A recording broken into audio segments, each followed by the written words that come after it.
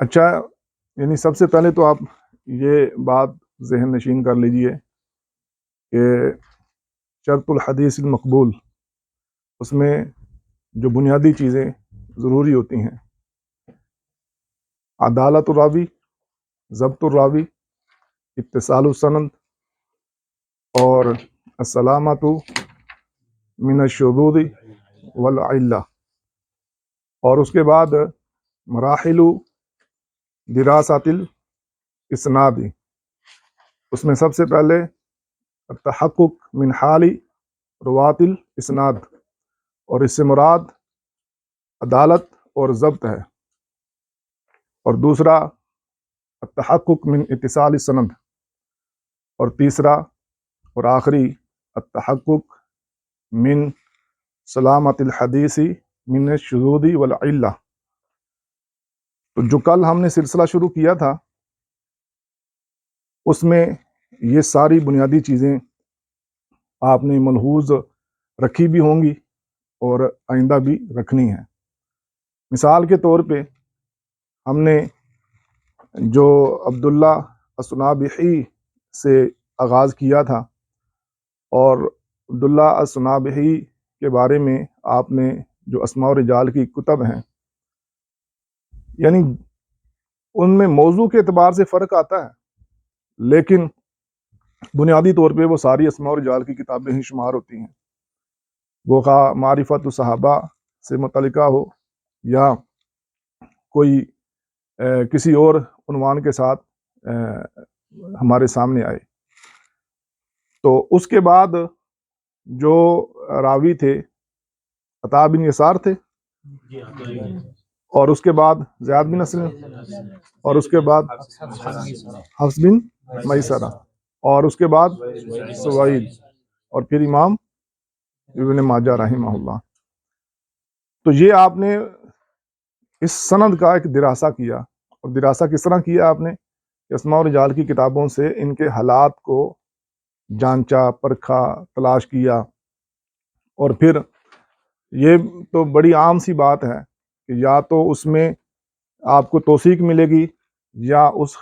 راوی کے خلاف آپ کو کوئی جرح کے کلمات ملیں گے. اور آپ کو بتلایا تھا کہ سیکھنے کے لیے بنیادی طور پر یہ بڑی اہم بات ہوتی ہے کہ آپ ایک لائن میں راوی کی جو تعدیل ہے وہ لکھ لیں، اور دوسری طرف راوی کے بارے میں جو جرح کے کلمات ہیں وہ لکھ لیں. اور پھر جو بنیادی چیز ہے وہ آپ نے جاننی ہے کہ کیا یہ جو کلمات ہیں وہ خواہ توثیق کے ہوں یا تجریح کے ہوں، کیا یہ ان راویان سے ثابت ہیں، ان محدثین سے ثابت ہیں، ان علماء سے ثابت ہیں. تو اس میں کچھ تو بڑے معروف اور عظیم محدث ہیں، ان کا ایک نام ہے، اور ان کی جو توثیق ہے یا جرح کے کلمات ہیں ان کو قبول کیا جاتا ہے. اور کچھ ایسے ہیں کہ ان کے معروف تو ہیں وہ اسماء و رجال میں ان کے اقوال، لیکن خود علماء نے ان کو ضعیف یا متروک قرار دیا ہے. اور پھر یہ بات بھی اصول حدیث کی مسلمہ ہے کہ اگر کوئی خود مجروح ہوگا تو اس کی جرح قابل قبول نہیں ہوگی. اب یہ سلسلہ آپ نے کیا، اور یہیں پر بس نہیں ہے. جب آپ ایک ایک راوی کو چیک کر لیتے ہیں اور ظاہری طور پہ آپ یہ حکم لگا دیتے ہیں رجالہ ثقات، اور یہ بات آپ کو معلوم ہے کہ محض رجالہ ثقات سے کسی روایت کی سند صحیح نہیں ہو جاتی. اس کے بعد کے بھی مراحل ہیں. ان مراحل میں سے بنیادی طور پہ جو آپ نے چند اہم چیزیں مد نظر رکھنی ہیں وہ یہ کہ آیا ان راویوں میں سے کوئی راوی مختلط تو نہیں ہے، اختلاط کا شکار تو نہیں ہو گیا، کوئی راوی مدلس تو نہیں ہے، اور اگر مدلس ہے تو وہ سماع کی تصریح کر رہا یا نہیں کر رہا، کسی قسم کا کوئی انقطاع تو نہیں ہے، اور کوئی ارسال تو نہیں ہے. یہ بنیادی، یا پھر اس کے علاوہ کوئی ایسی علت جو ائمہ علل میں سے کسی بھی ایک امام نے اس کے بارے میں وضاحت کی ہو۔ اور بعض اوقات ایسے ہوتا ہے، کل بھی میں نے ایک اشارہ کیا تھا کہ ایک روایت جو بڑی معروف ہے اور سیدہ عائشہ صدیقہ رضی اللہ تعالی عنہ اس حدیث کی راویہ ہیں کہ نبی کریم صلی اللہ علیہ وسلم سے انہوں نے لیلۃ القدر پانے اور پھر اس میں عمل کے بارے میں پوچھا، تو نبی صلی اللہ علیہ وسلم نے ان کو ایک دعا بتلائی تھی، اللہم انک عفو تحب العفو فاعف عنی۔ اب اس کی سند اگر آپ چیک کریں گے تو سند ظاہری طور پہ بالکل درست ہے، اس میں کوئی آپ کو علت نظر نہیں آئے گی، اور آپ یوں سمجھیں گے کہ رجال و ثقات اور سند اس کی صحیح۔ اور یہی وجہ ہے کہ جب تک ہمیں اس کی علت کے بارے میں معلوم نہیں تھا ہم بھی اس کو حسن درجے کی سمجھتے تھے۔ پھر ہمارے شیخ رحمہ اللہ نے بتلایا کہ اس کی سند میں ایک راوی ہے عبداللہ بن بریدہ، وہ سیدہ عائشہ صدیقہ رضی اللہ تعالی عنہ سے بیان کرتے ہیں، اور امام دارقطنی رحمہ اللہ فرماتے ہیں کہ عبداللہ بن بریدہ کا سیدہ عائشہ صدیقہ رضی اللہ تعالی عنہ سے سماع ثابت نہیں ہے۔ اب یہ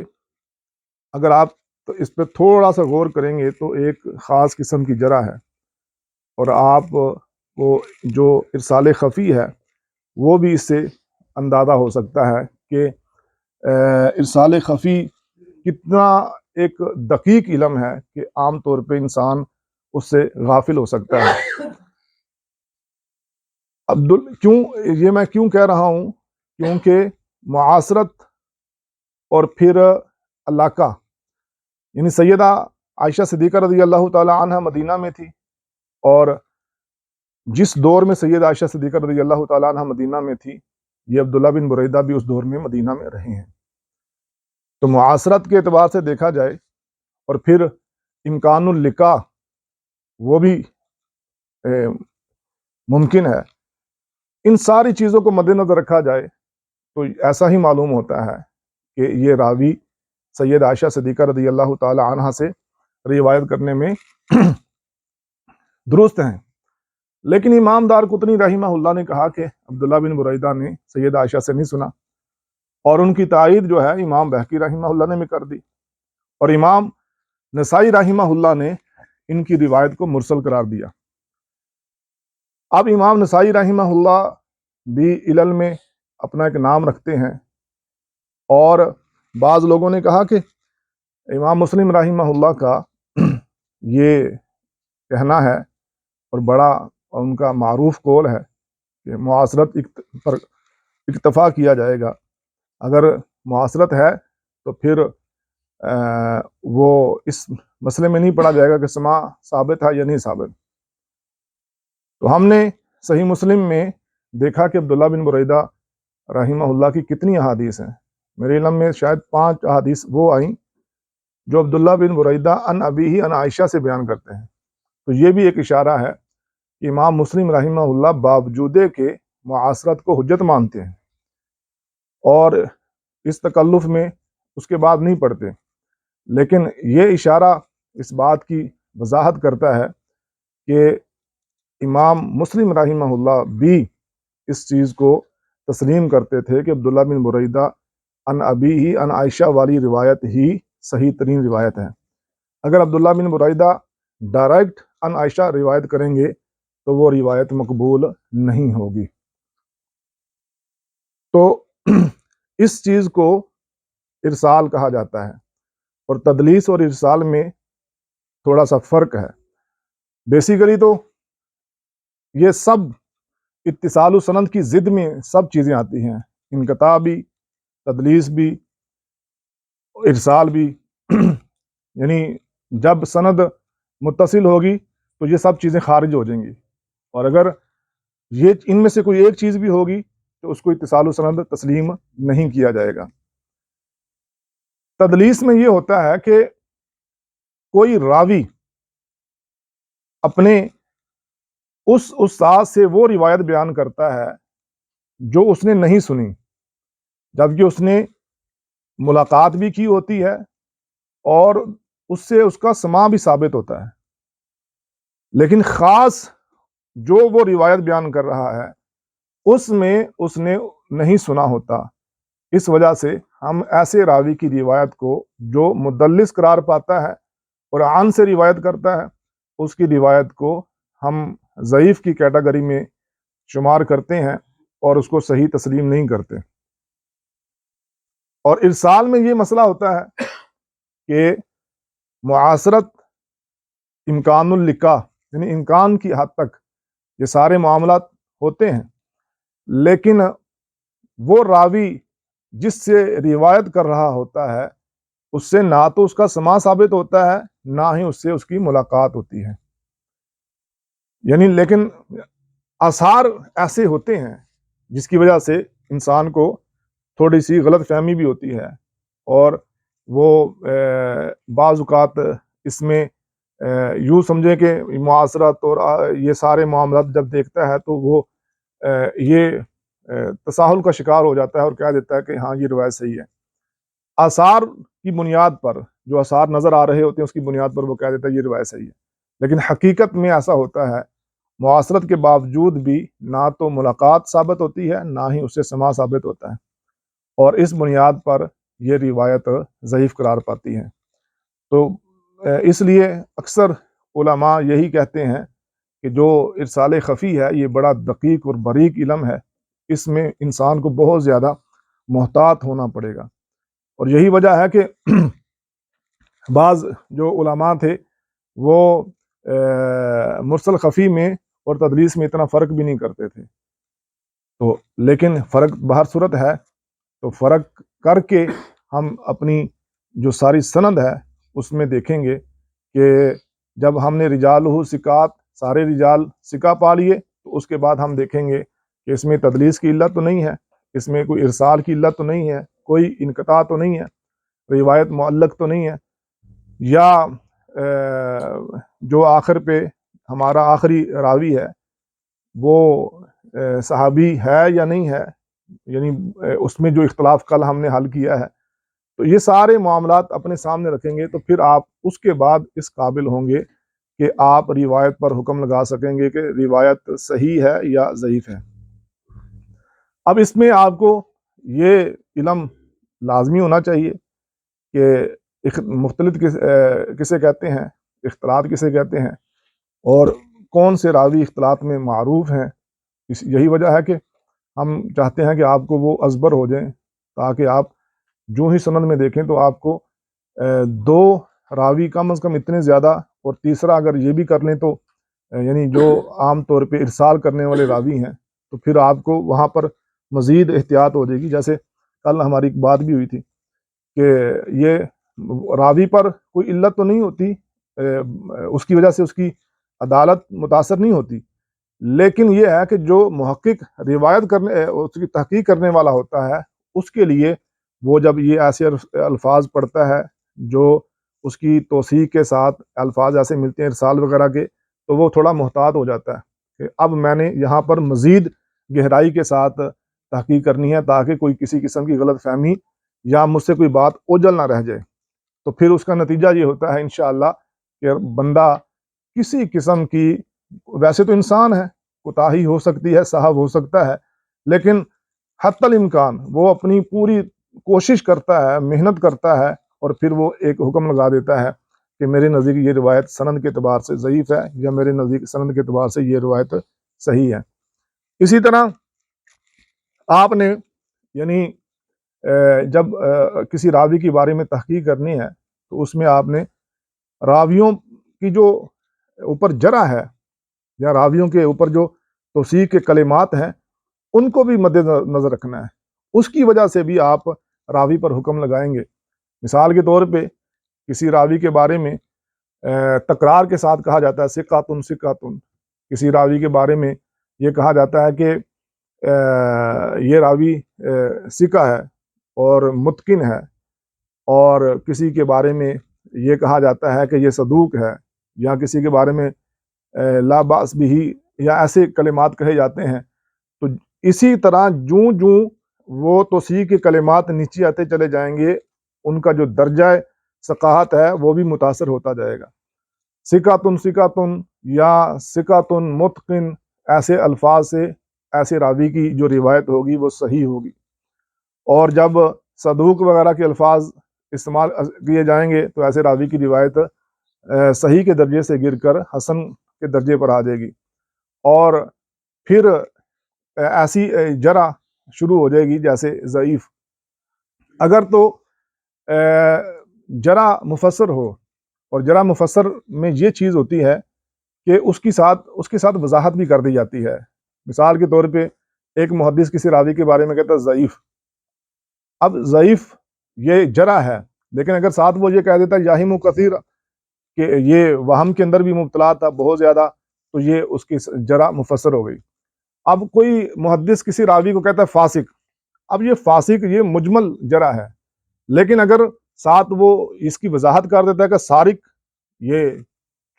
چوری کرنے والا تھا، تو یہ جرح مفسر ہو گئی. یا کوئی محدث کسی راوی کے بارے میں کذاب، تو یہ جرح مفسر ہو گئی ہے. تو اگر ہمیں دو طرح کی یعنی تعدیل کے مقابلے میں دو طرح کی جرح ملے، تو ہم نے وہاں پر یہ بھی دیکھنا ہے کہ اگر تو جرح مفسر ہے تو پھر تو ہم اسی کو ترجیح دیں گے اگر تعارض آ رہا ہو، بین بین ہو رہا ہو. لیکن اگر جرح مفسر نہیں ہے تو پھر ہم توثیق کو، تعدیل کو مقدم کریں گے جرح کے اوپر. اور پھر اسی طرح ہم ان ائمہ کو بھی دیکھیں گے جو جرح کرنے والے ہیں یا تعدیل کرنے والے ہیں. بعض ائمہ ایسے ہوتے ہیں جو متساہل ہوتے ہیں. یہ بعد کے علماء نے دراسہ کر کے، جیسے امام ذہبی وغیرہ دراسہ کر کے ہمیں یہ بتلایا ہے کہ فلاں فلاں راوی جو ہیں یہ حکم لگانے میں تساہل برتتے ہیں. ان میں سے جو سر فہرست ہیں وہ امام ابن حبان رحمہ اللہ، ان کے بارے میں بڑا معروف ہے. علامہ عبد الرحمن معلمی رحمہ اللہ اس میں تھوڑا فرق کرتے ہیں کہ اگر امام ابن حبان رحمہ اللہ کتاب الثقات میں کسی راوی کو نقل کرتے ہیں تو اور کسی نے ان کی توثیق نہیں کی، تو وہ راوی جو ہے ان کے تساہل کی بنیاد پر قبول نہیں کیا جائے گا. لیکن اگر کسی راوی کے بارے میں وہ کسی جگہ پر واضح طور پہ یعنی بول کر، لکھ کر ثقۃ یا مستقیم الحدیث وغیرہ کہہ دیتے ہیں، تو اس کو تساہل کے ساتھ نہیں رکھا جائے گا. کیونکہ عام طور پہ ابن حبان رحمہ اللہ پر تساہل کا جو الزام لگا ہے وہ اسی بنیاد پر لگا ہے کہ کتاب الثقات کے اندر یہ ہر اس راوی کو شامل کر لیتے ہیں جس کو بھلے دوسرے ائمہ نے مجہول قرار دیا ہو یا تھوڑی بہت جرح کی ہو، لیکن یہ کتاب الثقات میں نقل کر دیتے ہیں. اسی طرح تو یہ تھوڑا سا فرق آپ اپنے ذہنوں میں رکھیے گا کہ اگر امام ابن حبان رحمہ اللہ خاص طور پہ کسی کی تعدیل کرتے ہیں یا کوئی ایسا کلمہ جو تعدیل پر مبنی ہوتا ہے، تو اس کے بارے میں آپ نے تھوڑا سا محتاط رویہ اختیار کرنا ہے. فوری طور پہ محض متساہل قرار دے کر اس کو رد نہیں کر دینا. امام حاکم رحمہ اللہ چونکہ عام طور پہ اپنی کتاب المستدرک میں جو روایت نقل کرتے ہیں اس کے بعد پھر یہ بھی کہتے ہیں کہ یہ حدیث صحیح ہے علی شرط شیخین یا امام بخاری کی شرط پر ہے یا شرط مسلم پر ہے. تو عموماً ایسا ہو جاتا ہے کہ وہ روایت صحیح نہیں ہوتی. بعض اس میں متروک راوی ہوتے ہیں، بعض علماء نے اس پر شدید جرح کی ہوتی ہے لیکن وہ صحیح قرار دیتے ہیں. تو یہ کہا جاتا ہے کہ امام حاکم رحمہ اللہ بھی حدیث پر حکم لگانے میں متساہل ہیں. اور وجہ اس کی علماء نے یہ بیان کی ہے کہ امام حاکم رحمہ اللہ نے جب المستدرک کتاب لکھی تھی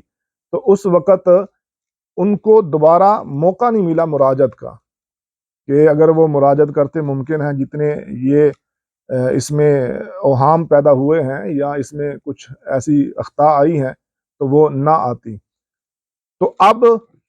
اگر المستدرک کی بنیاد پر امام حاکم رحمہ اللہ کو مطلق ان کو متساہل قرار دیا جائے گا تو یہ بات محل نظر ہوگی. اور اگر اس کے برعکس کسی اور جگہ پر خاص امام حاکم رحمہ اللہ کسی راوی کے بارے میں کسی اور دوسری کتاب میں کسی راوی کو ثقہ کہتے ہیں یا اس کی توثیق کرتے ہیں، تو اس کو ہم تساہل کی مطلق تساہل میں لے کر نہیں آئیں گے۔ یہ بھی سیم وہی بات ہے جو ابن حبان رحمہ اللہ والی بات ہے۔ اب امام ترمذی رحمہ اللہ کا معاملہ ہے۔ امام ترمذی رحمہ اللہ کے بارے میں تو امام ذہبی رحمہ اللہ نے کئی مقامات پر میزان الاعتدال وغیرہ میں یہ متنبع کیا ہے کہ امام ترمذی رحمہ اللہ کی تصحیح یا تحسین سے آپ نے دھوکہ نہیں کھانا، کہ وہ بعض اوقات ضعیف روایت کی بھی تصحیح کر دیتے ہیں یا ضعیف روایت کی بھی تحسین کر دیتے ہیں۔ تو عام طور پہ یہ ہوتا ہے کہ جس روایت کو راوی محدث صحیح کہتا ہے تو اس کے جو راوی ہوتے ہیں ان کی بھی توثیق سمجھی جاتی ہے، اور اسی کو ضمنی توثیق بولتے ہیں۔ اور یہ توثیق جو ہے آپ کے کام آئے گی اس صورت میں جب آپ اسماء الرجال کی کتابوں سے تعدیل یا تجریح تلاش کریں گے، اور پھر اس میں آپ مزید دیکھنا چاہیں گے کہ بھئی اس میں کون سے ایسے یعنی محدث ہیں جنہوں نے اپنی کتابوں میں ان کی حدیث کو نقل کیا ہے، یا پھر انہوں نے اپنی کتاب میں نقل کر کے اس کو صحیح قرار دیا ہے۔ اور اس میں معروف کتابیں ہیں، ابن حبان کی کتاب معروف ہے۔ اور ایک بات وہ تساہل کے اعتبار سے یہ بھی کہہ دوں کہ بعض علماء جو ہیں وہ امام ابن خزیمہ رحمہ اللہ کو بھی متساہلین میں قرار دیتے ہیں، لیکن ہم یہ کہتے ہیں کہ اس میں نظر ہے، اس میں علماء کو یا جو محققین ہیں ان کو توقف کرنا چاہیے اور بھرپور سوچنا چاہیے کہ کہیں ہم ایسا نہ ہو کہ محض چند ایسی روایات کہ جن کی بنیاد پر ممکن ہے وہ ہمیں ہی وہم ہوا ہو، ہم امام ابن خزیمہ رحمہ اللہ کو متساہل نہ قرار دیں۔ اور اس میں عرب علماء میں سے شیخ عبداللہ سعد حفظہ اللہ جو اس وقت بڑے معروف عالم دین ہیں، اور انہوں نے کئی کتابیں بھی لکھی ہیں، کئی کتابوں کی انہوں نے شرح بھی کی ہے۔ امام مسلم رحمہ اللہ کی جو کتاب ہے التمجیز، جو علل الحدیث پر ایک بڑی اہم اور بنیادی کتاب سمجھی جاتی ہے، اس کی انہوں نے شرح الوجیز کے نام سے لکھی ہے۔ اس کے علاوہ بھی ان کی کئی کتابیں ہیں۔ اور اسی طرح الموقدہ جو امام ذہبی رحمہ اللہ کی اصول حدیث پر کتاب ہے، اس کی شرح بھی انہوں نے کی ہے اچھی، المفصل کے نام سے۔ تو اللہ تعالیٰ ان کی زندگی میں برکت دے۔ ان کے کئی ایسے علمی کام ہیں، مزید بھی آ رہے ہیں، اور ان کا ایک حلقہ لگتا ہے، بڑی کلاس ہوتی ہے ریاض کے اندر۔ تو لیکن یہ ہے کہ ہر عالم کی کوئی بات مانی بھی جا سکتی ہے، کوئی بات رد بھی کی جا سکتی ہے۔ اگر دلائل کی بنیاد پر کسی کی بات درست ہے تو وہ بھلے کوئی بھی ہو، اس کی بات کو قبول کیا جائے گا، اور اگر دلائل کی بنیاد پر کسی کی بات درست نہیں ہے تو وہ بھلے کوئی بھی ہو، اس کی بات کو رد کیا جا سکتا ہے۔ تو یہ اشارتاً میں نے آپ کو بتلا دیا ہے۔ تو ضمنی توثیق کے بارے میں آپ سے یہ کہہ رہا تھا کہ آپ کو راوی کی تعدیل میں یہ چیز بھی فائدہ دے گی۔ کچھ ایسے محدثین ہیں جنہوں نے اپنی کتابیں لکھی، اور کتابوں میں انہوں نے اس چیز کو بطور شرط کہ ہم صحیح احادیث کا اہتمام کریں گے، جن میں سے امام ابن حبان ہیں، امام ابن خزیمہ رحمہ اللہ ہیں، امام ابن جارود رحمہ اللہ ہیں، المنتقی ان کی کتاب بڑی معروف ہے، اور اسی طرح ضیاء الدین المقدسی رحمہ اللہ کی کتاب المختارہ ہے۔ اور اس کے علاوہ امام حاکم رحمہ اللہ چونکہ وہ حدیث کے بعد وضاحت کر دیتے ہیں، اس کو بھی ضمنی توثیق میں لیا جاتا ہے۔ امام ترمذی رحمہ اللہ یہ بھی حدیث کے آخر میں اس کی وضاحت کرتے ہیں، یعنی توثیقی اور تحسینی کلمات کہتے ہیں، تو اس کو بھی ضمنی توثیق میں لیا جاتا ہے۔ تو یہ جو ایسے علماء ہیں، ان کی اگر کسی کتاب میں آپ کو ضمنی توثیق ملے گی تو اس کو لے کر آپ کسی راوی کے بارے میں یہ تعین کر سکتے ہیں کہ یہ راوی ثقہ ہے یا یہ راوی ضعیف ہے۔ لیکن یہ بات یاد رہے کہ ضمنی توثیق کا درجہ دوسرا ہی آئے گا، یعنی اس کی ثانوی حیثیت ہی رہے گی۔ اصل درجہ وہی رہے گا کہ کسی محدث کا کسی کو ثقہ کہہ دینا، کسی کو ضعیف کہہ دینا، یا کسی کو صدوق کہہ دینا، اور اس کے بعد یہ دوسرے درجے کی توثیق ہوگی جس کو ہم ضمنی توثیق کہیں گے۔ تو اب مجھے آپ بتلائیں گے کہ جتنی میں نے یہ گفتگو کی ہے اس سے آپ کو بات کیا سمجھ آئی،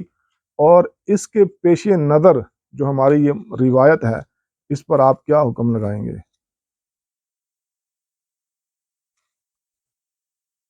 کیوں مولانا؟ یہ کہ اس میں اتصال نہیں ہے۔ اتصال نہیں ہے؟ مثلاً کیا ہے؟ کیونکہ وہ لیس لہ صحبت ہے، اس کے لیے صحبت نہیں ہے، تو صحیح حدیث کی ایک شرط اس میں نہیں ہے کہ وہ میں اتصال السند ہے۔ صحیح۔ اور اس میں سوید بن سعید کے بارے میں آخری زمان میں یہ اندھا ہوا تھا اور تلقین کرتا تھا، اس میں بھی یہ آپ کی نزدیک ضعیف ہے۔ اور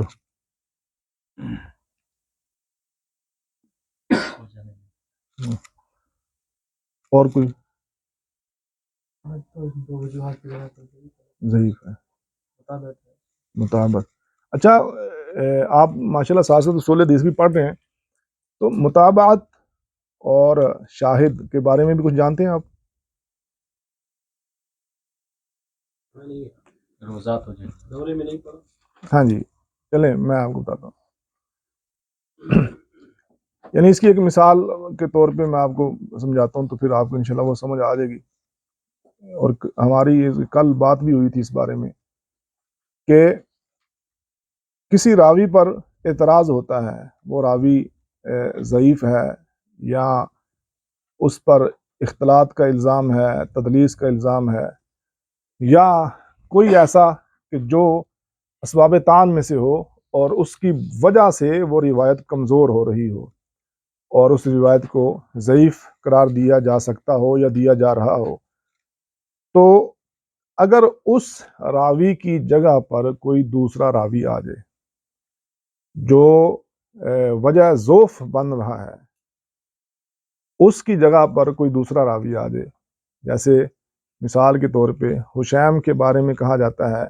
کہ انہوں نے ابو ہاشم سے وہ سورہ کہف والی روایت نہیں سنی۔ اب حشیم کی جگہ پر اگر امام شعبہ رحمہ اللہ آ گئے اور امام شعبہ جو ہیں وہ ابو ہاشم سے روایت کر رہے ہیں، تو اس کو کیا بولا جائے گا؟ مطابعت۔ ٹھیک ہے، تو اس مطابعت کی وجہ سے وہ روایت حسن درجے کی بن جاتی ہے۔ اور شاہد میں اس اتنا یعنی محدود پیمانہ نہیں ہوتا، اس میں تھوڑی وسعت ہوتی ہے کہ بعض اوقات جو راوی حدیث ہوتے ہیں، جو راوی حدیث سے مراد صحابی جو قال رسول اللہ کہتے ہیں، وہ بھی بدل جاتے ہیں، اور بعض اوقات پوری کی پوری سند بدل جاتی ہے، لیکن وہ جو متن ہوتا ہے وہ اس متن کو دوسرا متن تقویت پہنچا رہا ہوتا ہے۔ جیسے ایک بندے کے حق میں دوسرا بندہ علیحدہ سے ہٹ کر اس سے گواہی دیتا ہے تو یہ وہ گواہی قبول کی جاتی ہے۔ ایسے ہی یہاں جو ہماری مطلوبہ روایت ہوتی ہے اس میں ضعف ہے کسی بھی اعتبار سے، لیکن اگر کوئی دوسری سند سے روایت آ جاتی ہے، بھلے اس میں صحابی اور ہو، بھلے پیچھے والی سند بھی ساری کی ساری بدل جائے، لیکن اگلا جو متن ہے اس کی تائید اس متن سے ہو رہی ہے، تو اس کو بطور شاہد ہم لے کر آئیں گے، اور اس بنیاد پر ہم اس حدیث کو حسن یا صحیح بنا دیں گے، یعنی یا وہ حسن لغیری بن جائے گی یا وہ صحیح لغیری بن جائے گی۔ اور یہاں پر یہ بات بھی کہ حسن لغیری ہم مانتے ہیں یا نہیں مانتے؟ ٹھیک ہے، ہاں جی، نہیں مانتے؟ ہم تو مانتے ہیں جی۔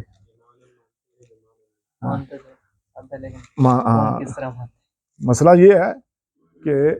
حسن لغیری ہی، یہ بڑی آسان سی بات ہے، بندہ آرام سے کہہ دے کہ یہ تو مانتے نہیں ہیں، اور یہ بھی بڑی آسان بات ہے ہم بھی کہہ دیں کہ ہم حسن لغیری مانتے نہیں ہیں۔ اور جب ہم یہ کہتے ہیں نا حسن لغیری ہم نہیں مانتے، یا کوئی کہہ دے کہ یہ نہیں مانتے، تو ایک دھچکا سا لگتا ہے کہ یہ پوری ایک اصطلاح کا انکار کر رہے ہیں۔ حالانکہ ہم یہ کہتے ہیں کہ ہم صرف اس حسن لغیری کو نہیں مانتے جو ضعیف جمع ضعیف کے ساتھ حسن لغیری بنائی جاتی ہے، اور وہ ہمیں کہتے ہیں کہ اس کی تو جو اصول حدیث کے اندر تعریف کی جاتی ہے وہ تو ہی یہی جاتی ہے کہ وہ ضعیف روایت جو اپنے علاوہ کسی اور طرق کی بنیاد پر یا کسی اور حصے کی جو اس کو تقویت دے رہا ہو، یعنی دوسری ایسی روایت جو اس کو تقویت دے، اس کی بنیاد پر وہ حسن بن جائے۔ اب اس کے لیے ہم کہتے ہیں یہ ضروری نہیں ہے کہ دوسرا طرق بھی ضعیف ہی ہونا چاہیے، دوسرا طرق یا جو قابل تقویت ہے وہ حسن درجے کا ہو یا صحیح درجے کا ہو تو وہ پہلی روایت کو بھی حسن یا صحیح بنا دے گا۔ لیکن اگر وہ خود، اور یہ امام یحییٰ بن معین نے بڑی پیاری بات کی، انہوں نے کہا کہ جو روایت خود صحیح نہیں ہے وہ دوسری کو صحیح کیسے قرار دے سکتی ہے؟ اور اسی طرح ہمارا جو یعنی طریقہ کار ہے اس کے اندر بھی یہی بات ہے کہ ہم لوگ ایک اصول کے تحت، یعنی ایک اصول کے تحت کسی روایت کو حسن قرار دیتے ہیں، اور اسی اصول کو ماننے والا دوسرا عالم محقق جو ہے اس روایت کو ضعیف قرار دے دیتا ہے۔ تو شیخ عزیر شمس رحمہ اللہ کی بات مجھے یاد آتی ہے، انہوں نے مجھے کہا کہ بعض لوگوں نے اس کو خام خواہ بہت بڑا ایشو بنا دیا ہے۔ اگر ہم امت مسلمہ کے مسائل دیکھیں نا، عقائد، احکام، اس میں سے کوئی بھی ایسی روایت نہیں ہے جس کو ہم ایسی حسن لغیری روایت مانیں، یعنی ضعیف جمع ضعیف والی جو حسن لغیری ہے نا، ایسی ہمارے جو مسلمات ہیں وہ اللہ کے فضل سے صحیح ترین روایات سے ثابت ہیں۔ ہمارے عقائد، ہمارے جمیع بڑے مسائل، کوئی ایسا مسئلہ جو ہم کہیں کہ یہ مسئلہ بھی ضروری ہے اور اس کے ثبوت کے لیے ضعیف جمع ضعیف حسن لغیری روایت ہی ہے، ایسا دنیا میں کوئی مثال نہیں ہے۔ تو کہتے ہیں کہ پھر اتنی پریشانی والی کون سی بات ہے؟ تو پھر مزے کی بات یہ ہے کہ میں نے ایک پروگرام میں کہا بھی تھا، میں نے کہا ہمیں تو آپ ایک سائڈ پہ رکھ دینا، ہمیں آپ ایک سائڈ پہ کر دیں، آپ اس مسئلے کو خود ہی حل کر دیں۔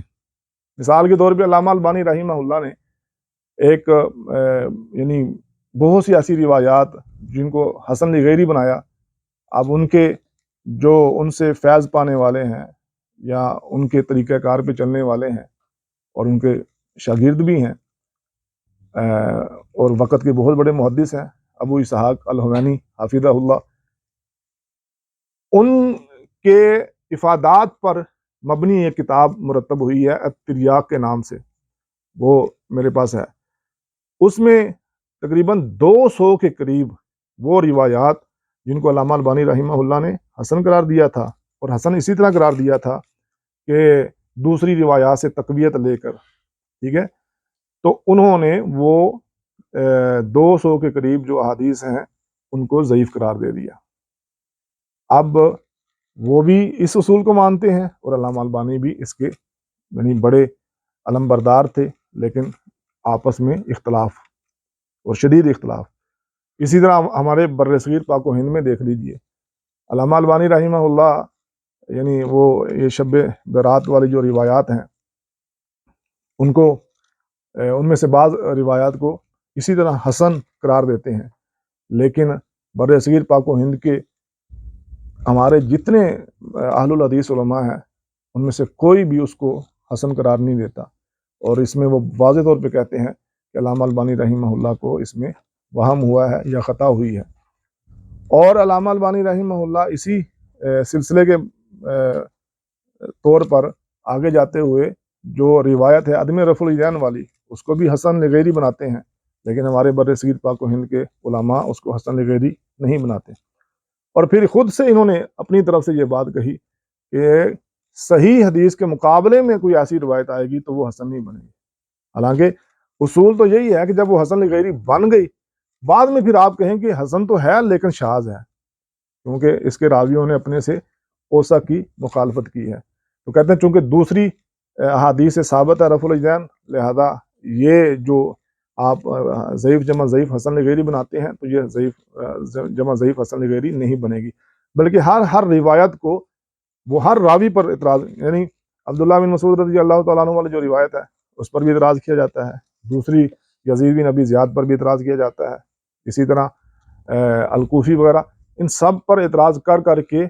آخر پہ نتیجہ یہ نکالا جاتا ہے کہ یہ روایت ضعیف ہے۔ حالانکہ حسن لغیری جو ضعیف جمع ضعیف والی بات ہے، اگر آپ اس کو یعنی آپ دراسہ کر کے دیکھ لیں، آپ کو پتہ چلے گا۔ آپ امام بہقی رحمہ اللہ کی کتاب ہے الخلافیات، امام ابن حجر اسقلانی رحمہ اللہ کی کتاب ہے التلخیص الحبیر، کہ جب یہ اپنے مد مقابل کے اوپر اعتراض کرتے ہیں یا ان کے اعتراضات کا جواب دیتے ہیں تو یہ ایک ایک روایت کا ہی جواب دیتے ہیں، اور ایک ایک روایت کو وہ سند کے اعتبار سے ضعیف ثابت کرتے ہیں۔ حالانکہ اصول اگر دیکھا جائے تو اصول کے مطابق، اس اصول کے مطابق وہ حسن لغیری روایت بن رہی ہوتی ہے۔ بہر صورت یہ تو ابھی یہاں پر ضمناً بحث آئی ہے، اس کے اوپر علیحدہ سے ہمارا پورا ایک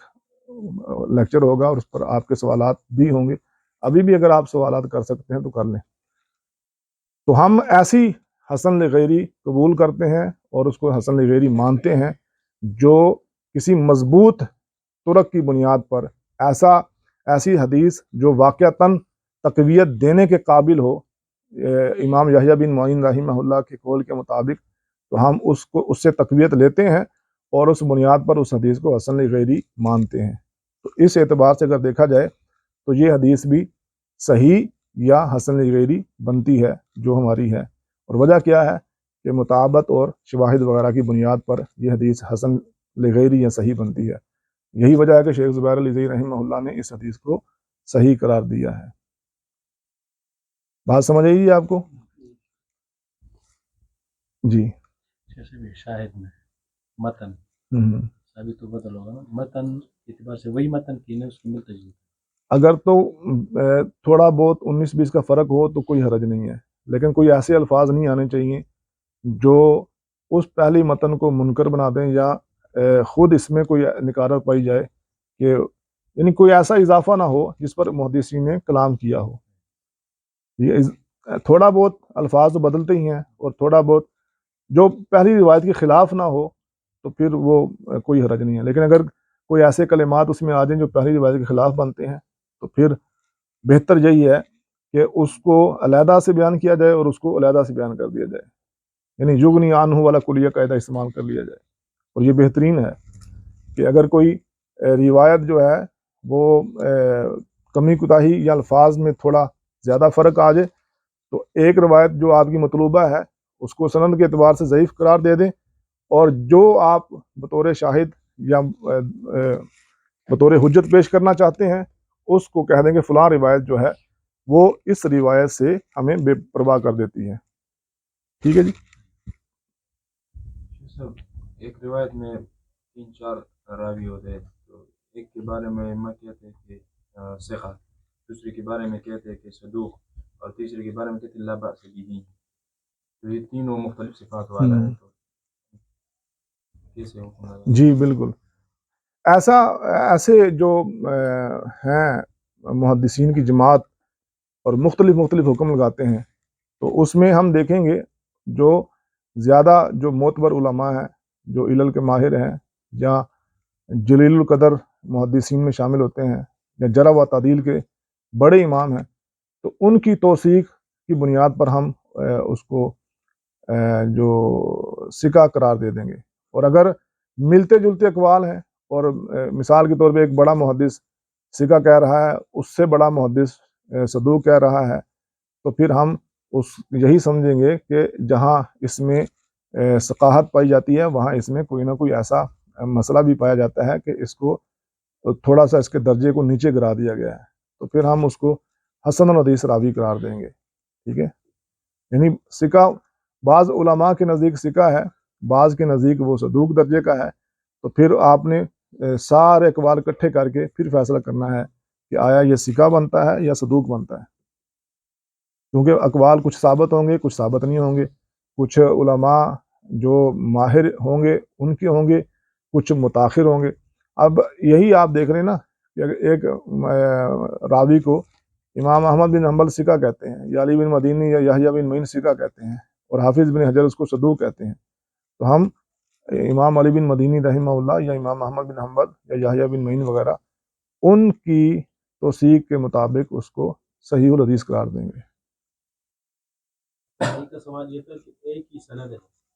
ایک راوی ثقہ ہے، دوسرا صدوق. اچھا، علیحدہ علیحدہ، صحیح سے. اب اس حدیث پر کیا حکم؟ ہاں، پھر اس کو حسن کا حکم لگے گا. ہاں، یعنی اگر کوئی راوی ثقہ ہے، کوئی صدوق ہے، کوئی ایسی درجہ، وہ تو میں نے پہلے بتایا ہے آپ کو، درجہ کے ساتھ ساتھ نیچے آتا جاتا ہے. تو پھر ہم اگر ایک راوی بھی ایسا آ جائے نا پوری سند کے اندر جو درجہ ثقاہت سے نیچے آ جائے تو ہمارا حکم بدل جائے گا. ٹھیک ہے، صحیح سے وہ حسن درجے کی آ جائے گی، اسناد صحیح سے اسناد حسن ہو جائے گی. ٹھیک ہے، ہو گیا. جیسے تدلیس اور ارسال میں یہ تو فرق ہوا نا، سماع ثابت ہو یا نہ ہو اس کے لکھا، اس میں نتیجے کے اعتبار سے کیا فرق؟ جی، نتیجے کے اعتبار سے اگر دونوں چیزیں ثابت ہو جاتی ہیں یا دونوں میں سے ایک ثابت ہو جاتے ہیں تو روایت ضعیف ہو جائے گی. تدلیس پہلے میں بتاتا ہوں، شاید اس کے بعد پھر آپ سوال کر لیں. پہلی بات تو یہ ہے، تدلیس پر ہماری تھوڑی بات نہیں ہوئی، تھوڑی سی بات کر لیتے ہیں، باقی علیحدہ سے اس پر بھی بات ہوگی. یعنی مدلس راوی، ابھی میں نے اشارہ کیا ہے، بتایا آپ کو کہ مدلس ہم کسے کہتے ہیں. ٹھیک ہے، ایک ایسا راوی جس کے بارے میں ثابت ہو گیا کہ یہ راوی مدلس ہے اور وہ تدلیس کرتا ہے. امام شافعی رحمہ اللہ کہتے ہیں اگر وہ ایک بار بھی تدلیس کرے گا، تدلیس کرنا اسے ثابت ہو گیا، تو اب جب تک وہ اخبارانہ، سمیتو، حدثانی یا ایسے کلمے جن سے تصریح ثابت ہوتی ہے، اور یہ یاد رکھیں یہ جو عن ہے یہ کلمہ تصریح نہیں ہے. ٹھیک ہے، یا عن سے ملتے جلتے قال وغیرہ یہ کلمہ تصریح نہیں ہے. تصریح حدثانی، اخبارانہ، سمیتو، یہ اس کے بدل میں یہ الفاظ آئے ہیں عن اور قال وغیرہ. اور پہلے محدثین جو تھے اس پر بہت زیادہ یعنی زور دیا کرتے تھے. امام شعبہ رحمہ اللہ کہتے ہیں کہ ہر وہ روایت جس میں اخبارانہ، حدثنا نہیں ہے، وہ ایسے ہیں جیسے کسی سوار کو اونٹ پر بٹھا دیا جائے اور پھر وہ صحرا میں چھوڑ دیا جائے اور اس کی جو ہے نکیل بھی نہ ہو. ٹھیک ہے، اور اب وہ پھرتا رہے جہاں مرضی. تو اخبارانہ، حدثنا، یہ جو تصریح کے کلمات ہیں ان کے اوپر شدت سے عمل کرنا چاہیے، اور اس سے زیادہ نکھار پیدا ہوتا ہے، زیادہ وضاحت پیدا ہوتی ہے اور زیادہ رسوخ پیدا ہوتا ہے، اور دل میں اطمینان بھی اسی سے آتا ہے. لیکن محدثین نے پھر بعد میں یہ کہا کہ اگر کوئی ثقہ ہے اور حسن الحدیث درجے کا راوی ہے، عدالت اور ضبط میں وہ اعلیٰ ہے، لیکن وہ عن سے بیان کرتا ہے اور اس کے اوپر تدلیس کا الزام نہیں ہے، تو اس کی عن والی روایت بھی قبول کی جائے گی، سوائے مدلس راوی کے. اور مدلس علماء نے یا پہلے جو محدث ہیں انہوں نے ان کی روایات سے یا ان کے طریقہ کار سے، ان کے طرز عمل سے اندازہ لگا کر کہا کہ یہ تو تدلیس کرتے ہیں. تو تدلیس کرنے والے کو مدلس کہا جاتا ہے، اور مدلس راوی جب عن سے روایت کرتا ہے، سماع نہیں کرتا یا ایسا کلمہ استعمال نہیں کرتا جس سے تصریح ہو، تو وہ روایت ضعیف قرار پاتی ہے. اب یہاں پر بھی تھوڑا سا اختلاف آئے گا، اور وہ یہ کہ بعض لوگ کہتے ہیں کہ ہر مدلس راوی اس قابل نہیں ہوتا کہ اس کی عن والی روایت رد کر دی جائے. اور ہم کہتے ہیں کہ امام شافعی رحمہ اللہ نے تو یہی کہا ہے کہ جس سے ایک بار بھی، یعنی یہ کہہ دینا مرتن، مطلب یہ ہے کہ ایک بار بھی کسی سے تدلیس ثابت ہو جائے تو اس کی عن والی روایت مقبول نہیں ہوگی جب تک وہ سماع کی تصریح نہیں کرتا. تو وہ کہتے ہیں کہ یہ بعض تو بڑی شدت اختیار کرتے ہیں، کہتے ہیں یہ تو باطل موقف ہے، اور بعض کہتے ہیں یہ مردود موقف ہے، بعض کہتے ہیں کہ یہ شاذ ہے. یعنی ایسے بڑے مشکل الفاظ بولتے ہیں. تو ہم کہتے ہیں کہ آپ تو سلف صالحین کے بغیر چلتے ہی نہیں ہیں، تو ہمیں بتائیے نا کہ کس بڑے محدث نے یہ کہا ہے کہ امام شافعی کا جو موقف ہے مردود ہے. کس بڑے محدث نے کہا کہ امام شافعی کا جو موقف ہے وہ باطل ہے؟ کس بڑے محدث نے کہا ہے کہ یہ شاذ ہے؟ کسی ایک کا نام لے دیجئے، لیکن شرط یہ ہے کہ وہ آپ سے بڑا محدث ہو۔ یعنی آج کل کے جو ہمارے محدث ہیں وہ تو کہتے ہی ہیں، ہمیں اس پر انکار نہیں ہے، آج کل کے جو محدث ہیں وہ کہتے ہیں کہ امام شافعی کا یہ موقف مردود ہے، شاذ ہے اور باطل ہے، لیکن ان سے پہلے بھی تو محدث گزرے ہیں نا، ان محدثین میں سے کسی ایک کا نام لیں، کسی ایک کا نام نہیں لے سکتے۔ اس کے مقابلے میں خطیب بغدادی رحمہ اللہ اتنے بڑے امام ہیں، اور جتنا اصول حدیث میں انہوں نے کام کیا ہے شاید تاریخ میں آپ کو اتنا نام کوئی مثال نہیں اس کی ملے گی۔ ابن حبان رحمہ اللہ، اس طرح کے بڑے بڑے علماء ہیں، بلکہ علامہ سخاوی وغیرہ نے تو یحییٰ بن معین رحمہ اللہ کو بھی اس کیٹیگری میں رکھا ہے کہ یہ بھی امام شافعی کے موقف پر تھے۔ اب یہ ان کی تائید کرتے ہیں، اور پھر ان کی کتابوں میں، امام خطیب بغدادی کی کتابوں میں وہ اقوال سارے موجود ہیں جن کی بنیاد پر یہ ہمارے بھائی کہتے ہیں کہ یہ جو اقوال ہیں، ان اقوال کی بنیاد سے ثابت ہوتا ہے کہ قلیل التدلیس اور کثیر التدلیس یہ دو معاملے ہیں، ان کا وجود ہے۔ ہم کہتے ہیں کہ اگر ثابت بھی ہوتا ہو کثیر التدلیس قلیل التدلیس، کوئی ایسی بڑی بات نہیں ہے، لیکن علماء نے جو پہلے محدث ہیں انہوں نے یہ فرق بھی نہیں کیا کہ کثیر التدلیس کی جو روایت ہے وہ رد کر دی جائے گی اور قلیل التدلیس کی قبول کی جائے گی۔ ایسی مثال ہمیں دیں۔ اس کے برعکس علماء نے وضاحت بھی کی ہے کہ جو شہرت اور معروف کا یہ ساتھ ہمارے کہا جاتا ہے کہ جو تدلیس میں معروف ہو اور تدلیس میں شہرت رکھتا ہو وہ کثیر التدلیس ہے۔ تو ابن رجب حنبلی رحمہ اللہ نے العلل کی جو شرح ہے اس میں وہ کہتے ہیں کہ اس سے مراد یہ ہے کہ ثبت علیہ تدلیس، اس کی تدلیس ثابت ہے، وصح عنہ، اور یہ تدلیس کرنا اس سے صحیح ثابت ہے۔ یعنی یہ مراد، یہ ضروری نہیں کہ یہی مراد لی جائے کہ اس سے مراد کثیر التدلیس ہے اور قلیل التدلیس ہے، بلکہ اس سے مراد یہ بھی ہے کہ اس سے تدلیس ثابت ہے، اور اس سے یہ بات یعنی جو اس کو اوپر الزام لگا ہے یہ صحیح ثابت ہے کہ وہ تدلیس کرتا ہے۔ تو اگر ائمہ نے امام شافعی کا دفاع کیا ہے اور اس کے مقابلے میں جو بعض ایسے قول آئے جو ذو معنی ہے، یعنی جو لائق احتمال ہے، اس احتمال والا، وہ دونوں اس کے معنی مراد لیے جا سکتے ہیں، تو اس سے اتنی بڑی دلیل لینا اور پھر یہ کہنا کہ امام شافعی اور ان کے جو ہم نوا تھے ان کا موقف جو تھا وہ باطل ہے اور ہمارا جو موقف ہے یہ درست ہے، یہ بات صحیح نہیں ہے۔ اسی طرح ہمارے جو بر صغیر پاک و ہند کے اس وقت بہت بڑے عالم اور محدث ہیں مولانا ارشاد الحق عصری حافظہ اللہ، ان کے جو ترتیب دیے گئے تھے دروس اس سلسلے کے، ان میں بھی انہوں نے امام شافعی رحمہ اللہ کے موقف کو جمہور کا موقف لکھا ہے۔ الجرح و تعدیل نام سے ان کی کتاب ترتیب دی گئی ہے، اس کے صفحہ غالباً 86 میں وہ ان کی طرف سے یہ لکھا گیا ہے کہ یہ امام شافعی کا، خطیب بغدادی کا، ابن حبان وغیرہ کا جو موقف ہے یہ جمہور کا موقف ہے۔ اب جمہور کے موقف کو باطل یا مردود اور شاذ کہنا اور بغیر دلیل کے کہنا یہ بڑی ہمت کی بات ہے۔ اور پھر اگر کثیر التدلیس قلیل التدلیس ہو بھی اور پھر کثیر کو رد ماننا اور قلیل کو قبول کرنا، اس کی بھی واضح طور پہ کوئی دلیل نہیں ہے۔ پھر تیسری بات اور بھی دیکھیے، اور وہ یہ کہ کس کو ہم کثیر مانیں اور کس کو قلیل مانیں، اس میں بھی اختلاف ہے۔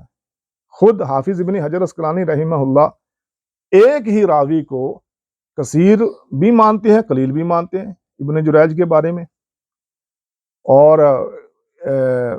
طبقات میں ایک راوی کو دوسرے طبقے میں نقل کرتے ہیں اور فتح الباری میں اس کی دوسرے طبقے میں آنے کے باوجود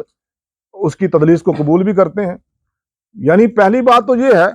کہ حافظ ابن حجر عسقلانی رحمہ اللہ جو خود طبقات کے مؤلف ہیں وہ اپنے طبقات سے خود بھی مخالفت کرتے ہیں۔ دوسری بات یہ ہے ان کے طبقات سے ہمارے علماء بھی مخالفت کرتے ہیں۔ آپ دیکھیں امام زہری رحمہ اللہ کو حافظ ابن حجر عسقلانی رحمہ اللہ نے تیسرے طبقے میں نقل کیا ہے، ہمارے ان علماء میں سے دیکھ لیجیے اکثر جو ہیں وہ کہتے ہیں کہ سرے سے امام زہری مدلس ہی نہیں ہے، اور جو مانتے ہیں وہ کہتے ہیں کہ ٹھیک ہے مدلس ہیں لیکن ان کو پہلے یا دوسرے طبقے میں لانا چاہیے تھا، یہ تیسرے میں لا کر حافظ ابن حجر نے کیا کی ہے؟ زیادتی کی ہے۔ ہم کہتے ہیں کہ اگر آپ ابن حجر پر کلام کریں تو آپ کا کلام درست ہے، اور اگر ہم تھوڑا سا اختلاف کر لیں تو ہمارے اختلاف کو آپ جو ہیں وہ کہتے ہیں یہ تو دیکھو علماء کے گستاخ ہیں، اور بڑے بڑے محدثین کا جو ہے یہ طبقات کے ساتھ اختلاف کرتے ہیں۔ اختلاف دلیل کے ساتھ ہر بندے کا حق ہے اور کر سکتا ہے۔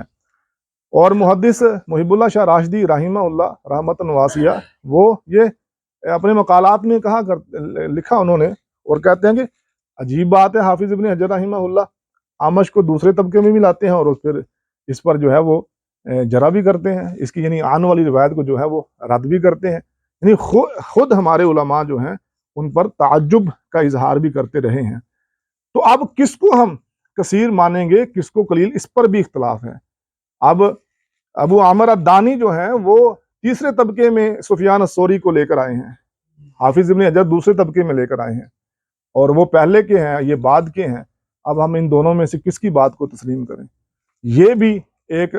ایسا مسئلہ ہے جو حل طلب ہے، اور ہمارے لوگ جو ہیں وہ ان ساری چیزوں کو نظر انداز کر کے اور ایک لائن جو انہوں نے اختیار کی ہوئی ہے اس پر چل کر بس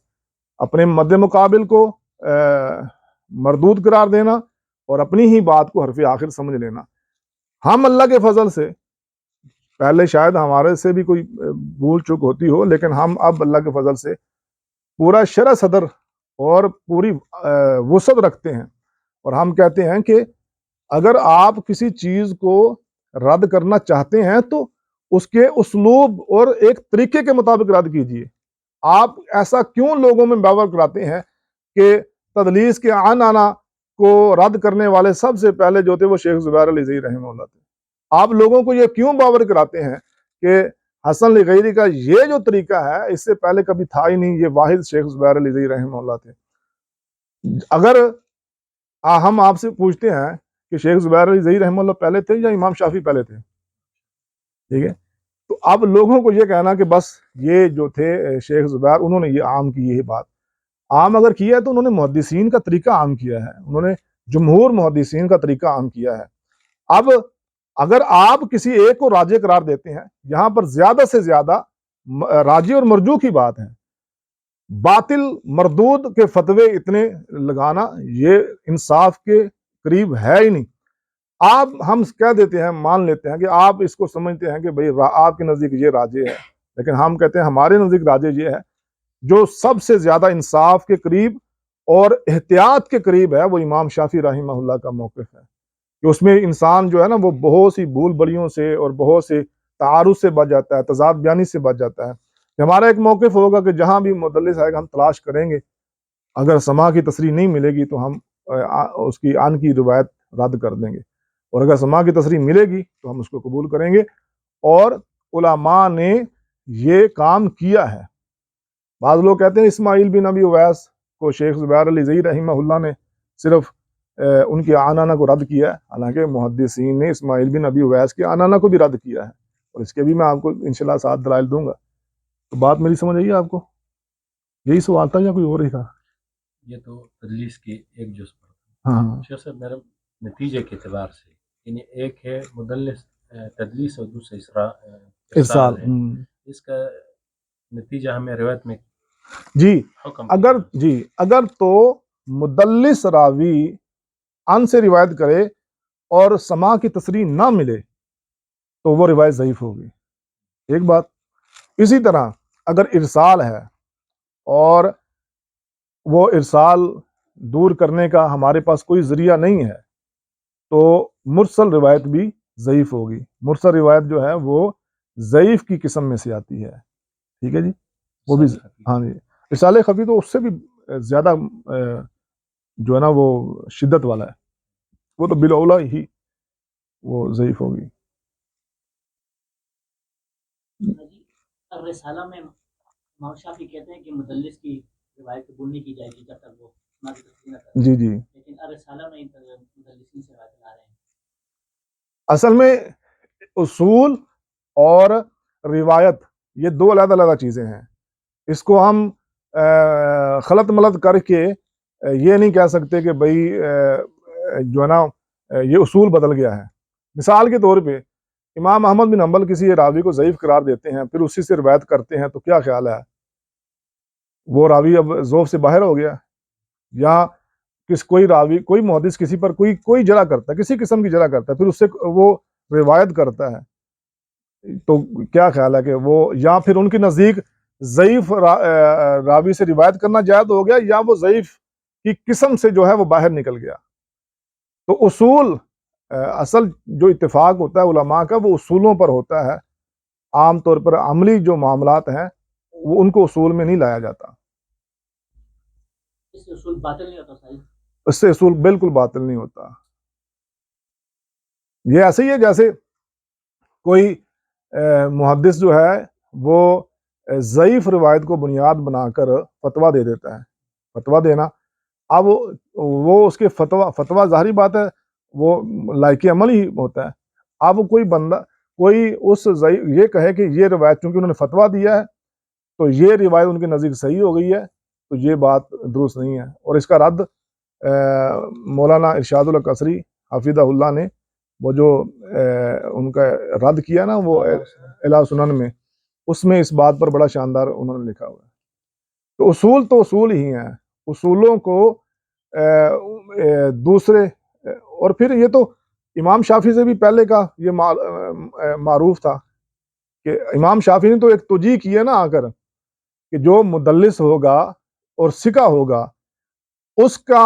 جو سماع والی بات ہوگی وہ قابل قبول ہوگی، جو سماع والی نہیں ہوگی وہ مقبول نہیں ہوگی. ورنہ ان سے پہلے تو بعض علماء تو سرے سے وہ روایت، ثقہ اور غیر ثقہ، سرے سے وہ روایت ہی رد کر دیتے تھے. تو یہ تو پھر پیچھے تک معاملہ چلا جائے گا. ٹھیک ہے، یہ صرف امام شافعی نے اس کو تھوڑا سا نکھارا ہے، ایک جہت دی ہے بس. ورنہ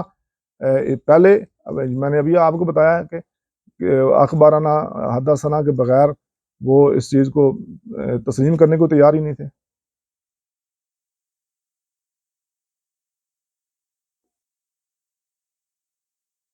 ہے جی اور کوئی سوال؟ جو ہے وہ بھی متسائل ہے. ان کو متساہل کہا جاتا ہے، لیکن شیخ زبیر علی زئی رحمہ اللہ کہتے ہیں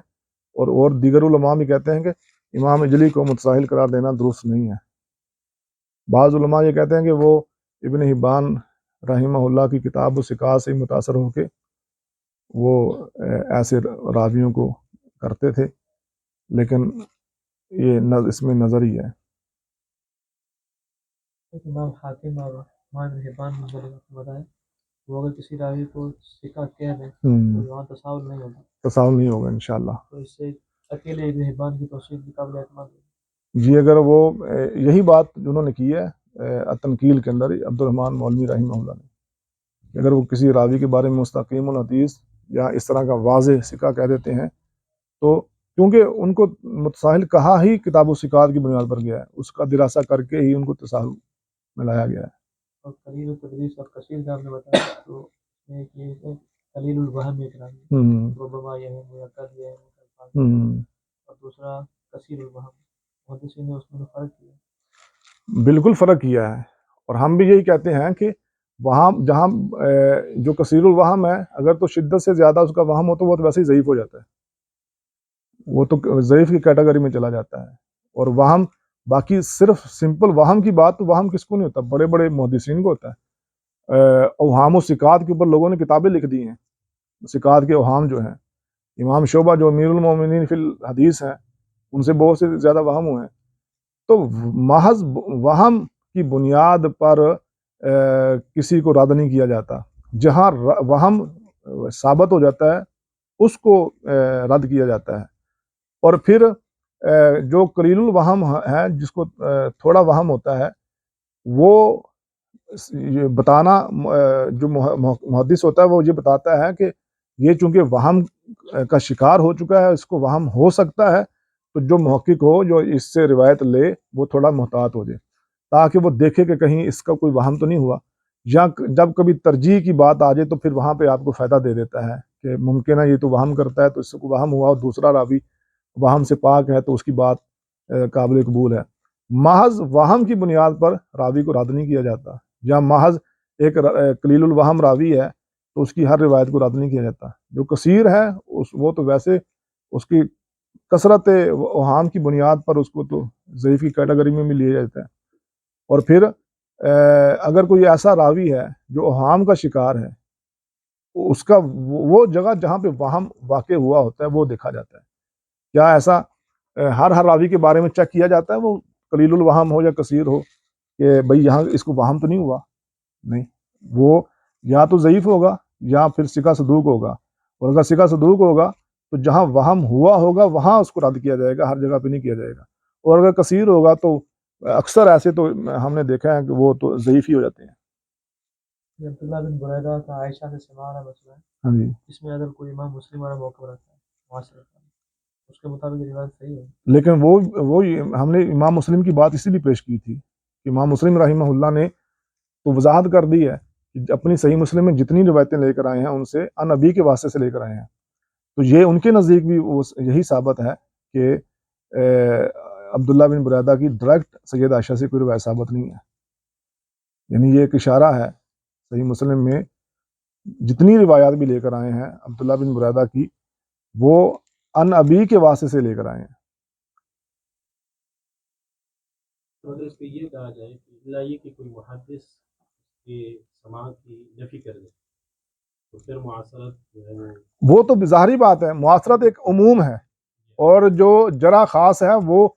تو اس پر عام پر تو خاص مقدم ہی ہوتی ہے نا، یہ تو ہے ہی ہے۔ یہاں وہ نفی ہے۔ ہاں جی، لیکن ہم دوسرے طریقے سے سمجھنا چاہ رہے تھے، تو میں نے کہا کہ اگر اس طریقے سے بھی بات ہو تو وہ بھی ہمیں امام مسلم ہی سے پتہ چلتا ہے کہ وہ بھی اس چیز میں مطمئن نہیں تھے، بالخصوص عبداللہ بن بريدہ والے معاملے میں، ورنہ کوئی ایک حدیث تو لے کر آتے نا محض معاصرت کی بنیاد پر، عبداللہ بن بريدہ ڈائریکٹ ان عائشہ سے لے کر آتے، یعنی یا تو لے کر ہی نہ آتے پھر بھی ہم کہتے کہ ہاں معاصرت والا ان کا اصول ٹھیک ہے، لیکن اگر لے کر آئے ہیں اور پھر واسطے سے لے کر آئے ہیں تو اس سے پتہ چلتا ہے کہ وہ ہمیں اس میں ایک سبق دینا چاہتے ہیں۔ کوئی سمجھ آئی بات؟ یہ اصل امام مسلم نے ذکر کیا معاصرت، فقط معاصرت کا شعور۔ ہاں جی،